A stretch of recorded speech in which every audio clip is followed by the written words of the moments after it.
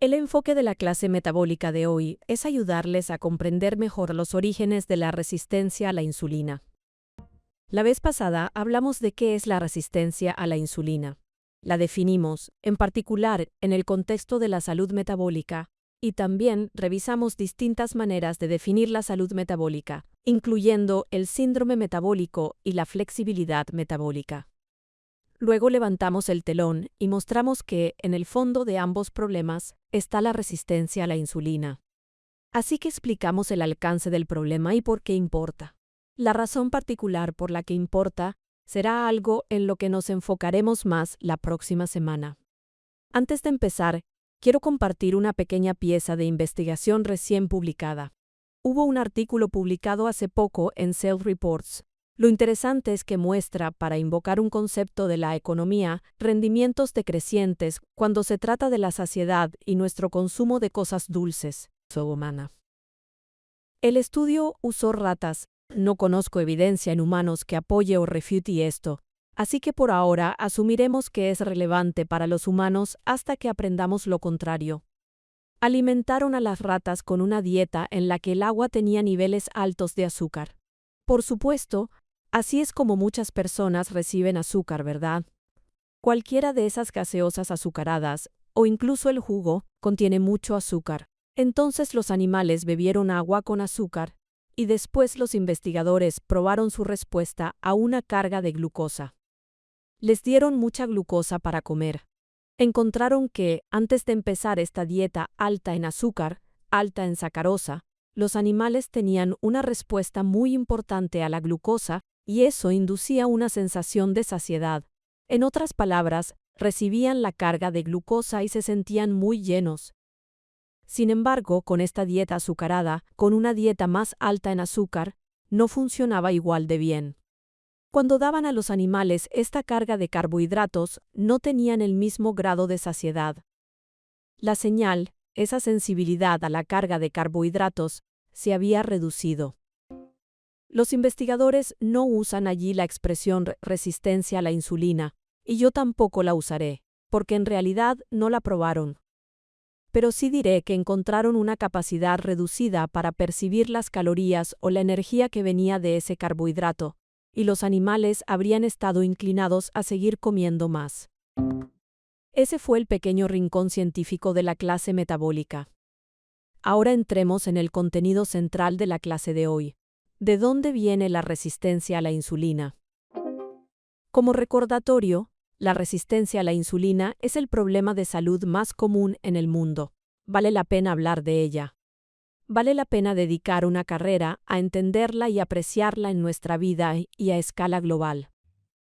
En mi comprensión, exploración y estudio de la resistencia a la insulina, he clasificado sus causas en dos categorías, primarias y secundarias. Uso esos términos de manera muy específica. Considero que una causa es primaria si se basa en investigación confirmada en los 3 modelos biomédicos de investigación que se usan comúnmente. ¿Qué quiero decir con eso?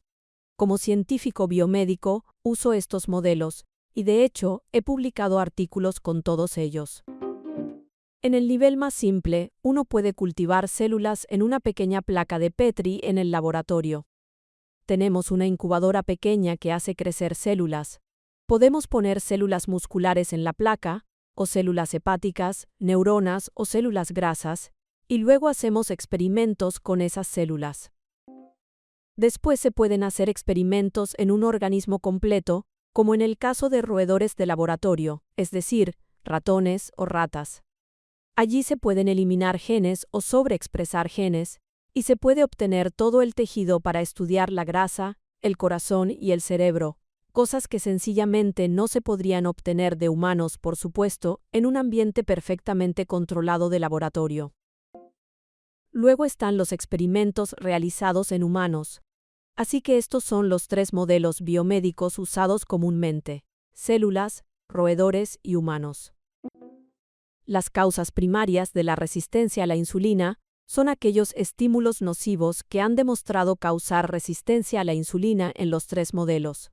Las causas secundarias que compartiré son aquellas que quizá han demostrado causar resistencia a la insulina en 2 de los 3 modelos, como veremos con un ejemplo concreto, o aquellas para las que sí hay evidencia en los 3 modelos, pero que causan resistencia a la insulina aprovechando una de las causas primarias. Por eso, no son independientes de la causa primaria. Dicho de otra manera, si requieren la participación de una causa primaria, yo las contaría como causas secundarias. Todavía vuelven a lo primario. Si eliminas la causa primaria, eliminas la resistencia a la insulina. Pero con las 3 causas primarias que comentaré en un momento, cada una es capaz de causar resistencia a la insulina por sí sola. Ahora repasemos las 3 causas primarias.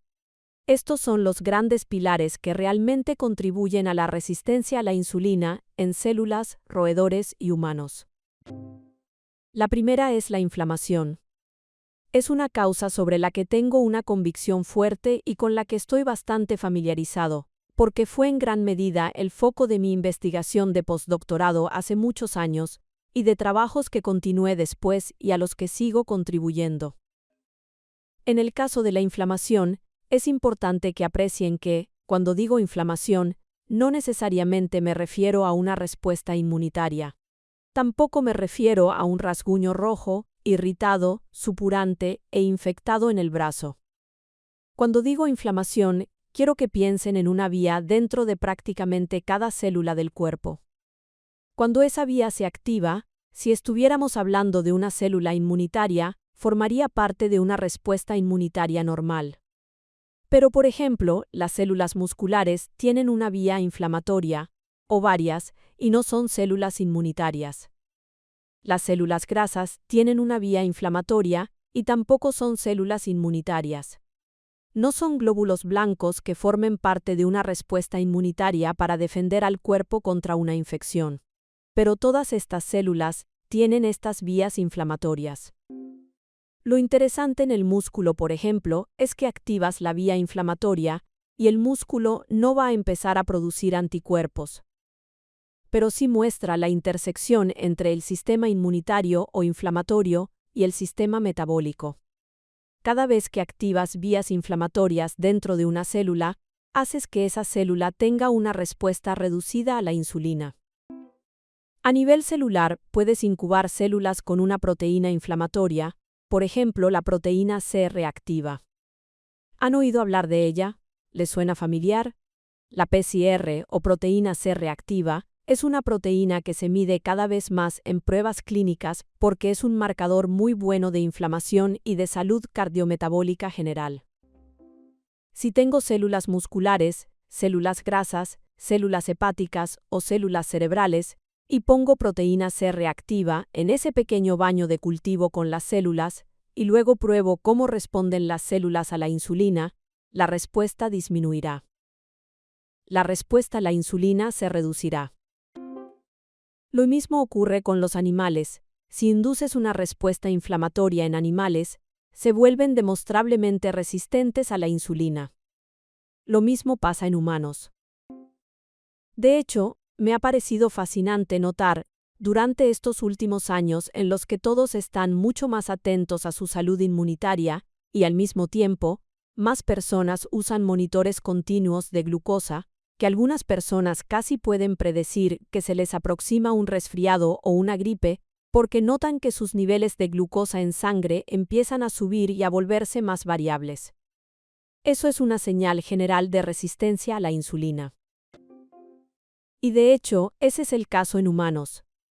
Si induces una respuesta inmunitaria, el cuerpo se vuelve más resistente a la insulina.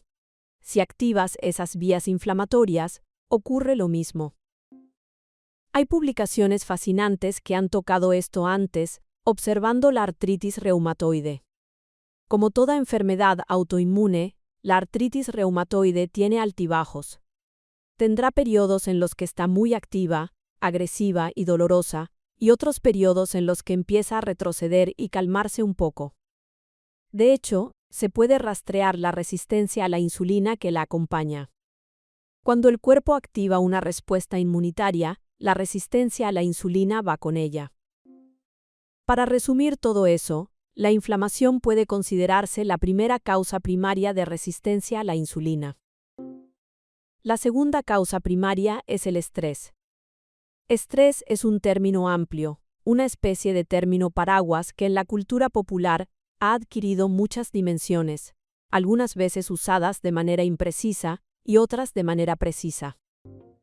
Cuando digo estrés, realmente me refiero a las hormonas del estrés.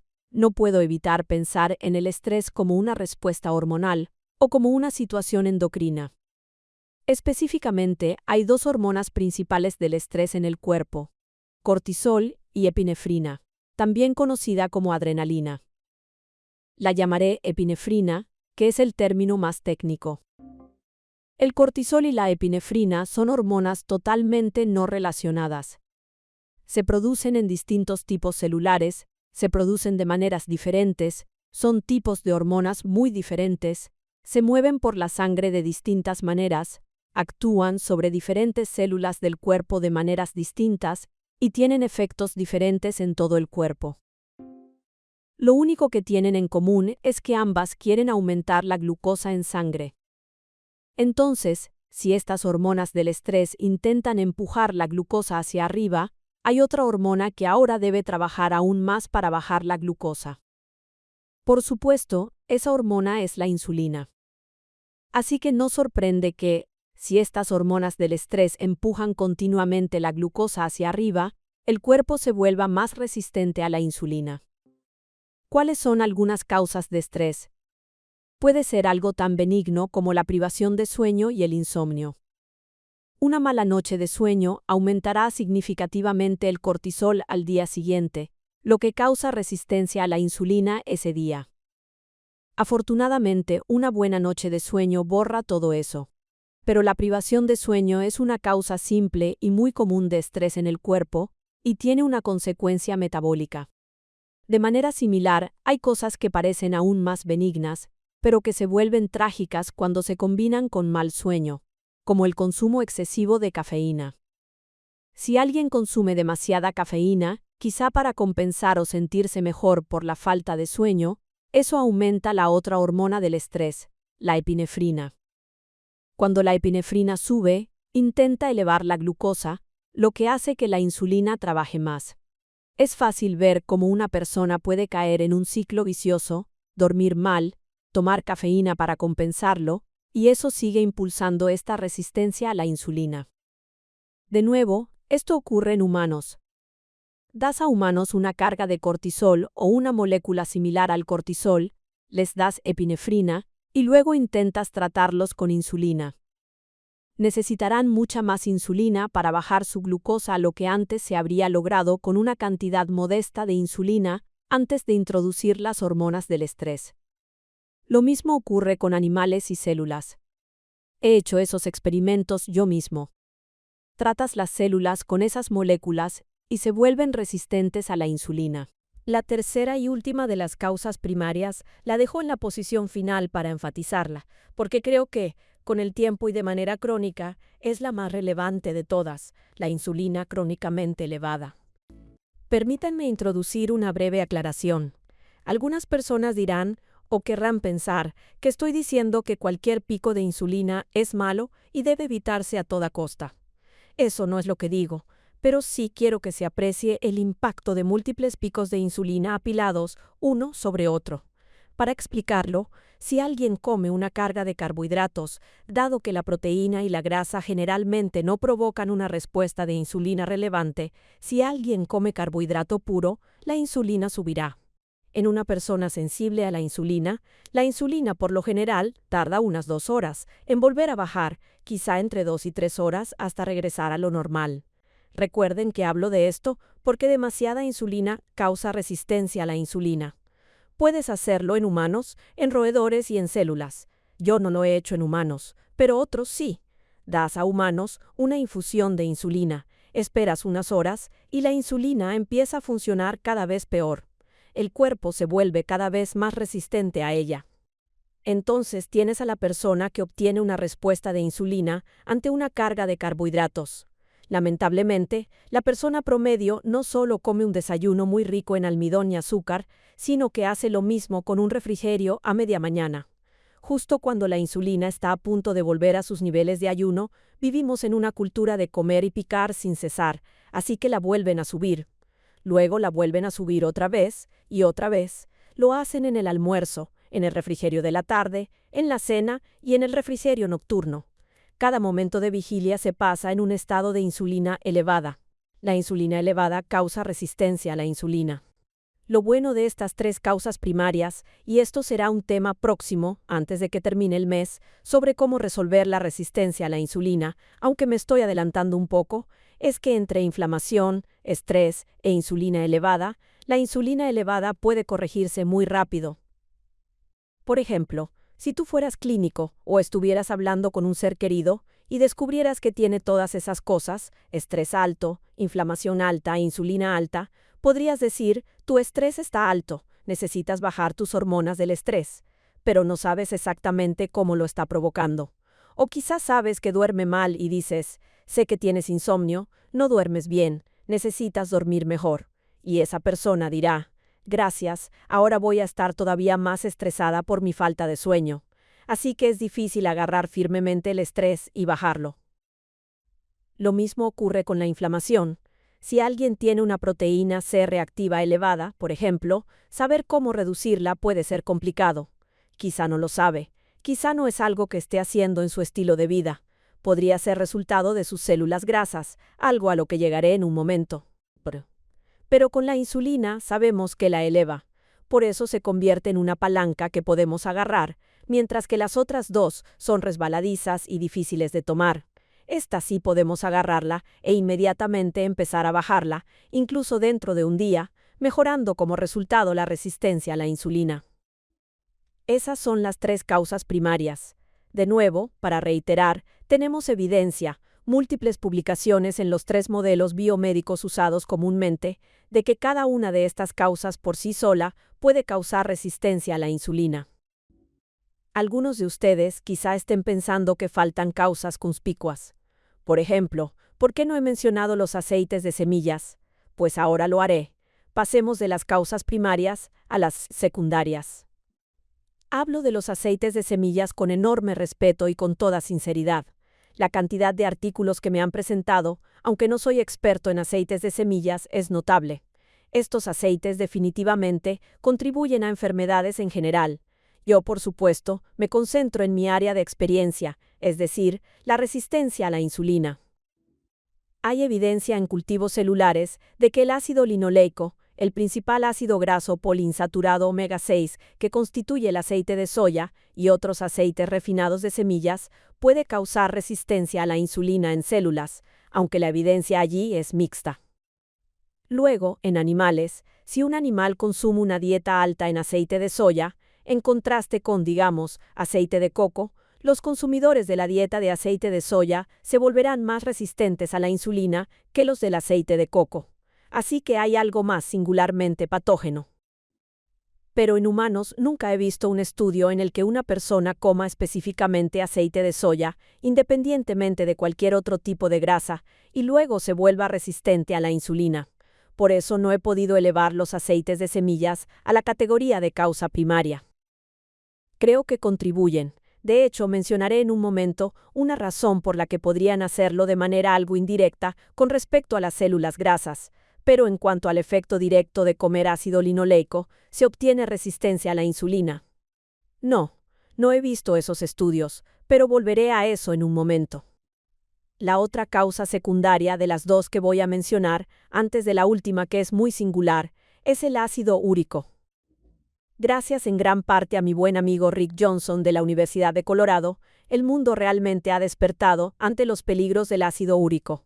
Como recordatorio, aunque el mundo se ha enfocado en la carne como única causa del ácido úrico por algunas moléculas particulares que contiene, la fructosa aumentará el ácido úrico mucho más que cualquier cantidad de carne.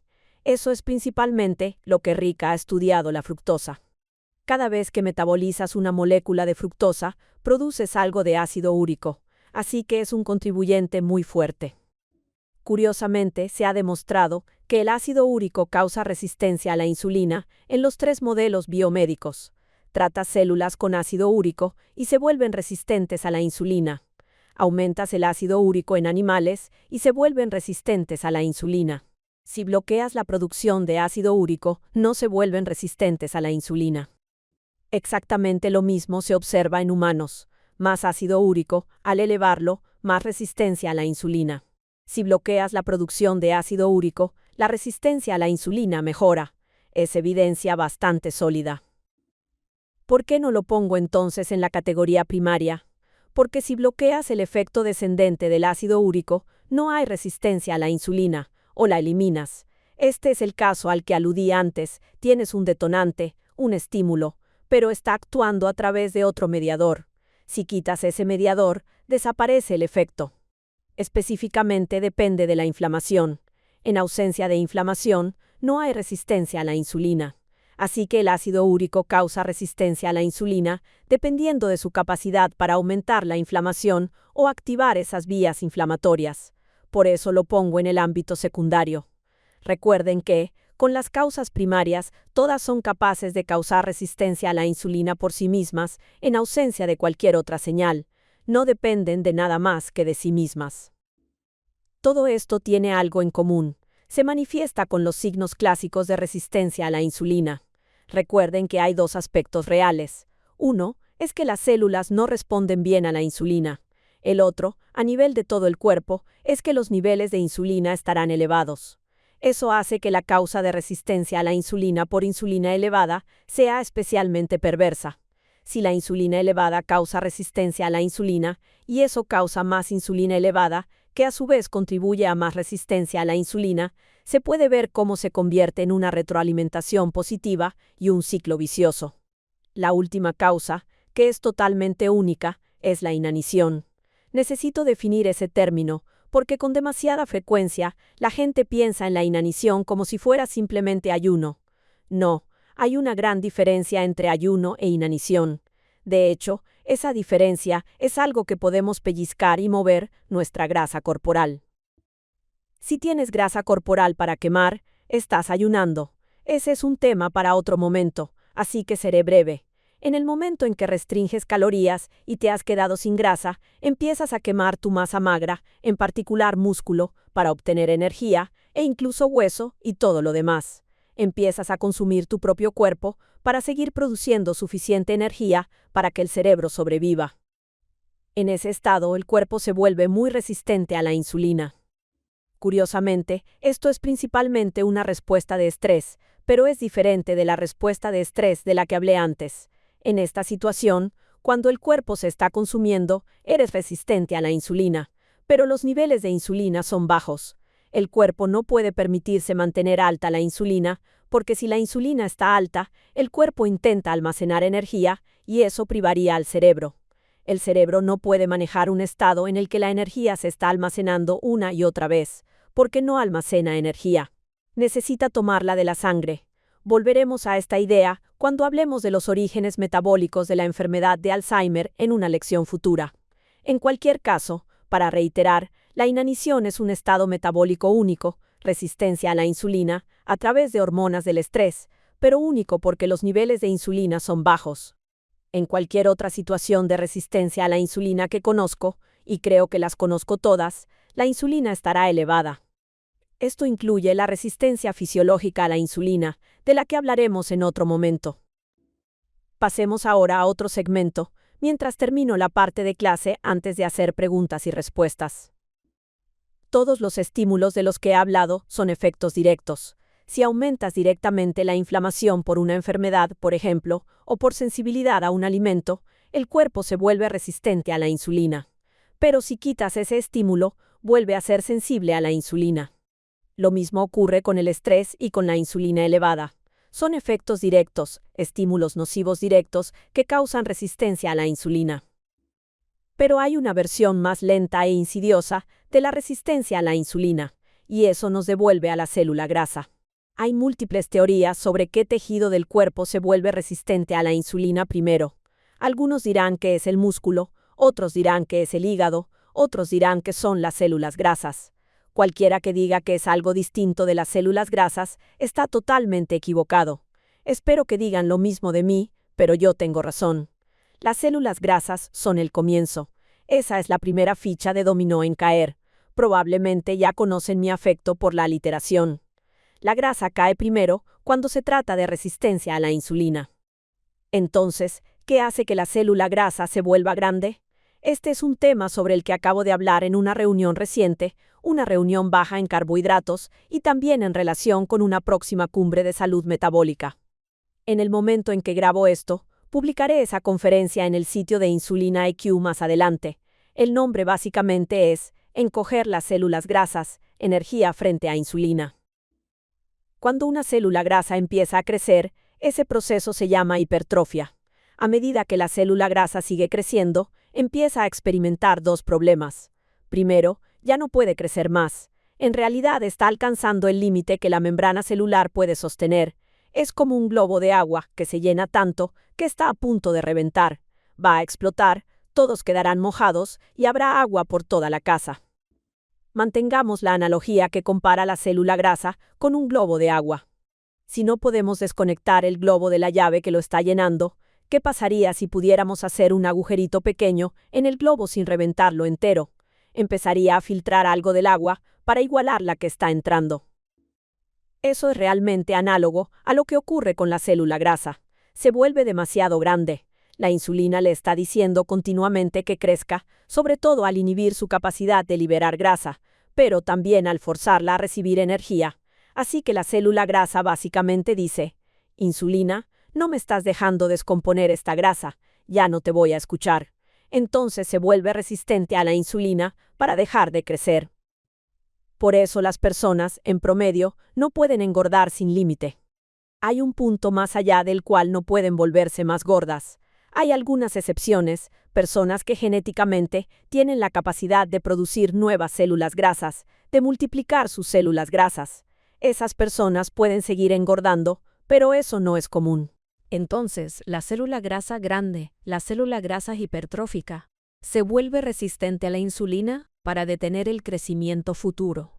Segundo, a medida que se vuelve tan grande, empieza a alejarse cada vez más de los capilares. El capilar es el vaso sanguíneo esencial, desde el cual una célula obtiene todo su oxígeno y todos sus nutrientes, y al que vierte todos sus productos de deseco, para que el cuerpo los elimine por los riñones, el hígado o, en algunos casos, la respiración, como ocurre con el dióxido de carbono.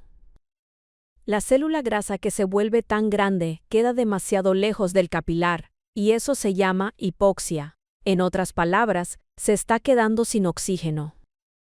Como respuesta, la célula grasa dice: me estoy asfixiando aquí. Entonces empieza a liberar proteínas proinflamatorias llamadas citocinas.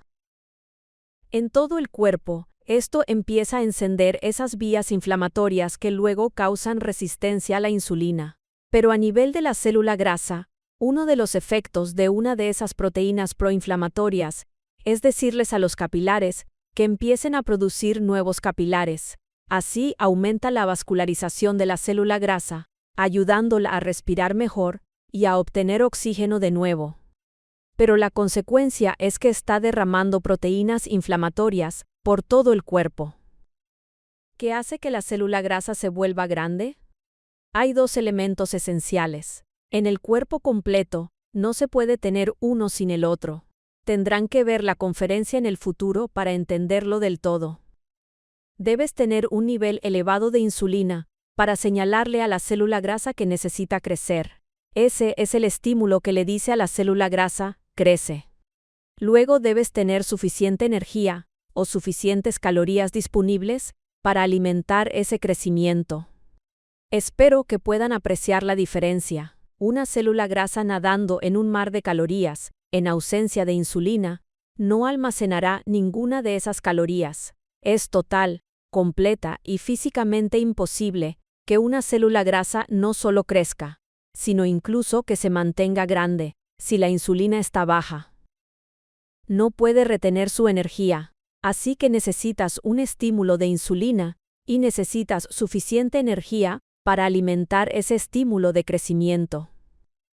Entonces tienes una célula grasa hipertrófica o grande, y tienes esta versión más lenta e insidiosa de la resistencia a la insulina que se va instalando con el tiempo mientras la persona gana peso de una manera particular, haciendo que las células grasas se vuelvan grandes. Ese es el sentimiento final de esta parte.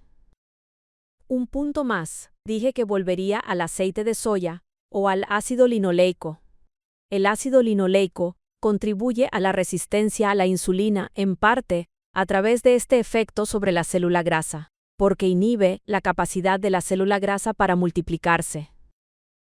Así que, cuando el tejido graso, con insulina elevada y energía suficiente, recibe la señal y el combustible para crecer, si entra ácido linoleico, se acumula en la célula grasa y se convierte en otra molécula llamada 4-hidroxinonenal, también conocida como HNE. La HNE básicamente dicta al tejido graso. Sí, tejido graso, te han dicho que crezcas, y yo voy a decirte cómo crecer. Específicamente, mediante hipertrofia. La insulina también hace eso. La insulina también promueve selectivamente la hipertrofia, pero el ácido linoleico contribuye a ese proceso. Este es otro mecanismo único por el cual contribuye a la resistencia a la insulina, al influir selectivamente en la manera en que el cuerpo gana grasa.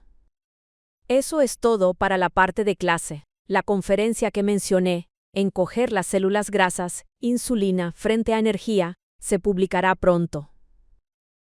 Les va a gustar, allí profundizo precisamente en estos últimos puntos, es decir, cómo tomar una célula grasa grande y encogerla.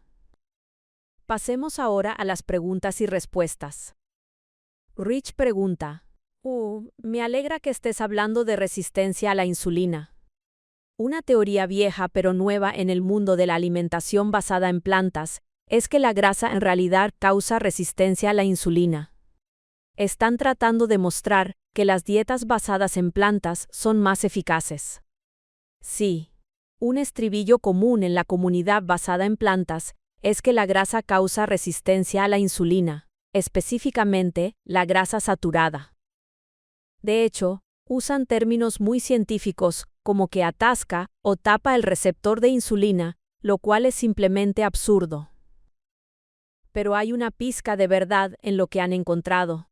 De hecho, yo he contribuido a esto, así que, lo sepan o no, en algunos casos están invocando mi propio trabajo de mis investigaciones tempranas durante mi etapa de postdoctorado.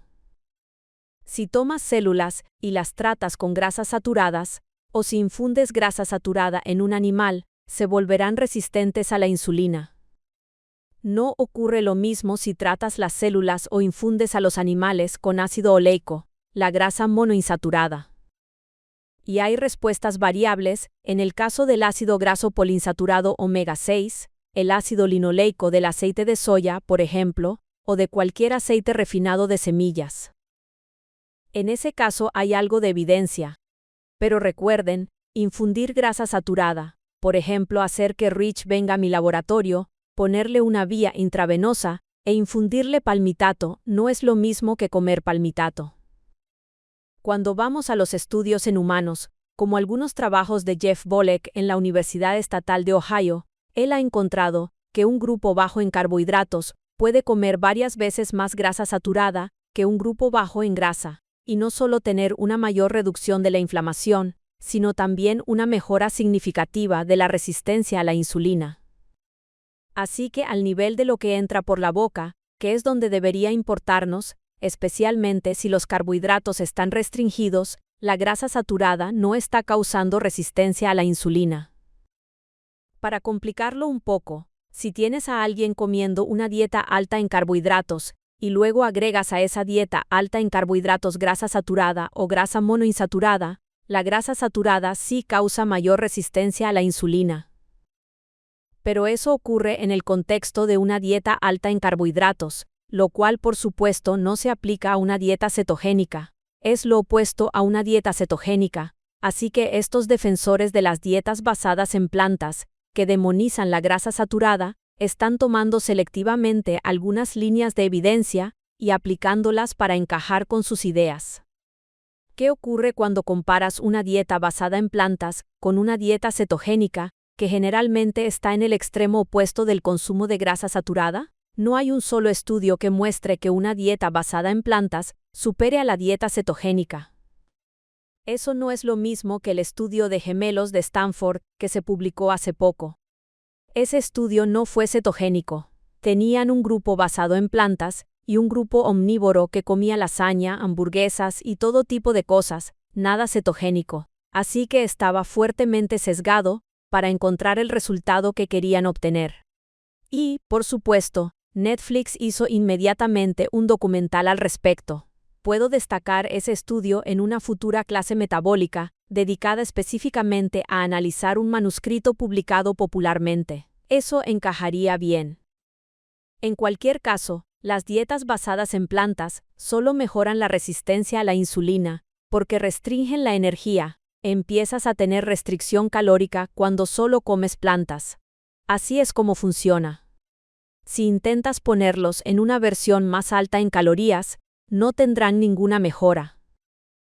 De hecho, algunos estudios que han comparado dietas basadas en plantas con una dieta estadounidense estándar normal muestran mejoras modestas o ninguna mejora si no los fuerzas a entrar en un estado bajo en calorías.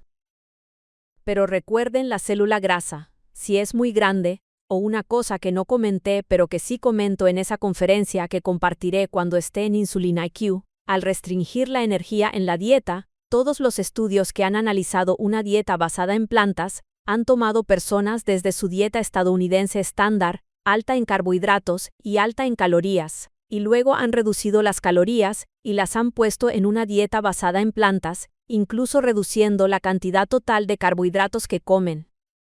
Suena extraño, pero ocurre. Así que en cualquiera de estos estudios de dietas bajas en grasa basadas en plantas, si realmente miras la insulina, baja, porque los estás llevando desde una dieta estadounidense estándar, alta en calorías, hacia una dieta basada en plantas. Haz cualquier cosa con esas personas y mejorarán, incluida una dieta basada en plantas. El problema es que, cuanto más basada en plantas es tu dieta, más deficiencias nutricionales desarrollas. En este estudio de gemelos de Stanford, por ejemplo, incluso después de solo un par de semanas, las personas estaban bajas y casi deficientes en vitamina B12. Eso es un problema, por supuesto, porque la vitamina B12 es esencial en todo el cuerpo. Lindsay pregunta, quizás sea una pregunta tonta, pero ¿se ve hiperinsulinemia cuando la causa subyacente es inflamación o estrés? Sí, lo mencioné con esas causas primarias. Con la insulina es obvio, por supuesto. Pero sí, si induce resistencia a la insulina, mediante una respuesta de estrés o una respuesta inflamatoria, a medida que el cuerpo se vuelve resistente a la insulina elevada aparece pronto. En ese caso es una consecuencia de la resistencia a la insulina, pero es una consecuencia inseparable. No hay manera de separarlas por completo. Caro pregunta, para ampliar el comentario de Rich, desde la perspectiva de Mastering Diabetes, promueven una dieta sin productos animales y sin grasa. Afirman que este es el método para bajar la resistencia a la insulina. Sí, cada vez que empiezas a privar al cuerpo de energía, la insulina baja, y por eso no sorprende que el cuerpo se vuelva más sensible a la insulina. Mi respuesta es, ¿por cuánto tiempo puedes seguir restringiendo la energía? ¿Y por cuánto tiempo puedes permitirte privarte de nutrición esencial como hierro, hemo, vitamina B12 o ácidos grasos omega 3 esenciales que no puedes obtener de las plantas? Tengo sentimientos muy fuertes sobre la dieta basada en plantas, porque generalmente la veo como una postura antihumana. Cuanto más intentas obligar a los humanos a comer solo plantas, más los debilitas e incluso los matas, y arruinas la especie. Por ejemplo, si pones a los hombres en una dieta baja en grasa, ¿qué creen que ocurre con su testosterona? ¿Qué ocurre con su producción de esperma y su motilidad?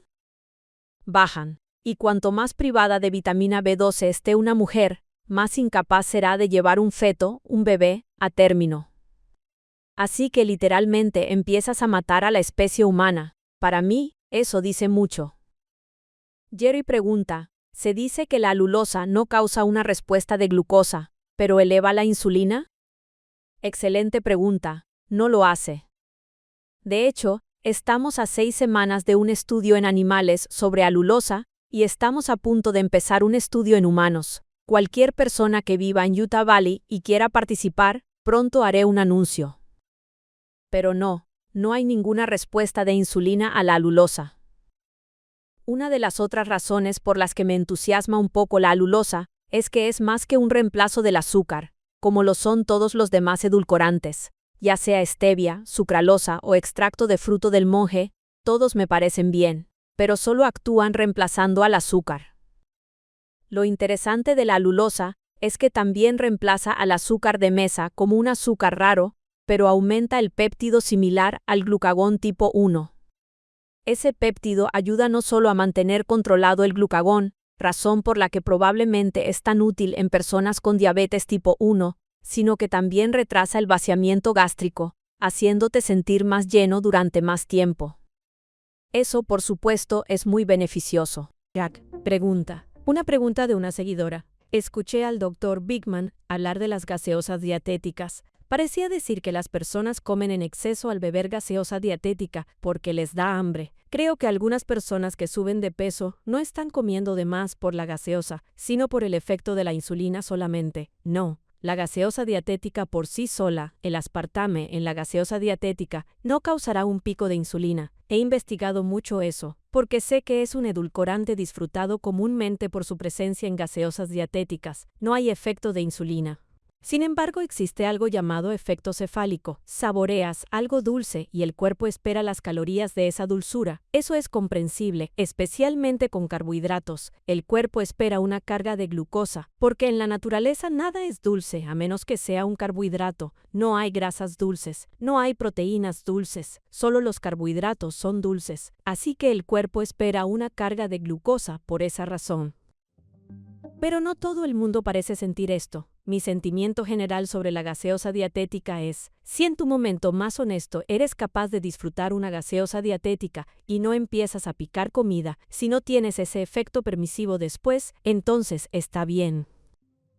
¿Qué quiero decir con eso? Si estás tomando una gaseosa dietética y luego sientes que también vas a pedir papas fritas y esa gran hamburguesa y vas a comerte el pan porque tomaste la gaseosa dietética o sientes que necesitas comer solo porque te da hambre, entonces es un problema. Creo que deberías retirarte gradualmente de la gaseosa dietética. Si puedes disfrutar una gaseosa dietética y se queda en la gaseosa dietética, ten en cuenta que no necesariamente ocurre una hora después. Podría ser que tomes la gaseosa dietética al mediodía y tal vez por la noche estés con muchas ganas de picar y con hambre. Entonces necesitas vigilar más tu consumo. De nuevo, para confirmar o reiterar, no hay un efecto directo del aspartame aumentando la insulina y aumentando la ganancia de grasa. Es un efecto consecuencial en algunas personas si empiezan a comer más o a darse más indulgencias después. Carly pregunta.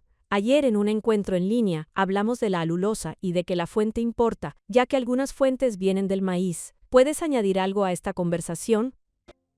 Hasta donde sé, no hay diferencia. Ya venga de higos o de maíz, es alulosa y no está adulterada de ninguna otra manera. Tengo bastante confianza en eso a medida que me he familiarizado más con la alulosa. No conozco ninguna evidencia. De hecho, puedo decir de manera concluyente que no conozco ninguna evidencia que sugiera que la fuente importe. Puedes decir que eso es porque soy ignorante, pero estoy bastante seguro de que no hay nada allí.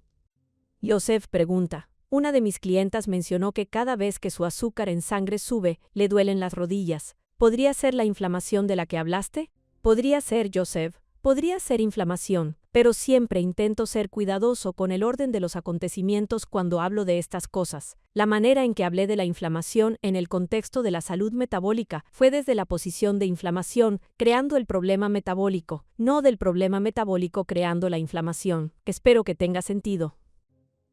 En el caso del dolor de rodilla, estaría más inclinado a pensar en una posibilidad. Puede que esto suene un poco raro, pero fue lo primero que me vino a la mente, así que lo diré. Podría ser una vasoconstricción sistémica y una restricción relativa del flujo sanguíneo.